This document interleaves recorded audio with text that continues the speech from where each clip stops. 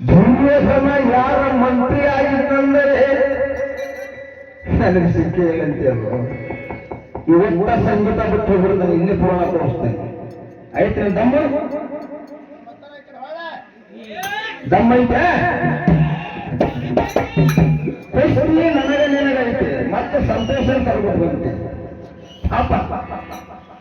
ಇವತ್ತಿ ಗಣಿತಪ್ಪು ಹೋದಾಗ ನಿನ್ನ ಮಹಾಭಕ್ತ ದುರ್ಯೋಧನ ಮಾಡ್ಯಾರ ಇಲ್ಲೇ ತೊಳೆಯಾಗ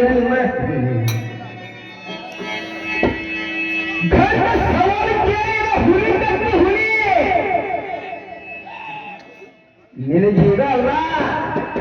25 ವರ್ಷದಿಂದ ಇಟ್ಟ ನಿಮಗೆ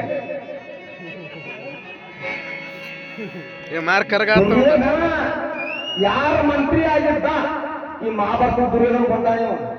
ಪುರಾಣದಲ್ಲಿ ಐತಿ ಬೇತಾನ ಟೈಮ್ ಕೊಡ್ತಾನೆ ಹುಡುಕ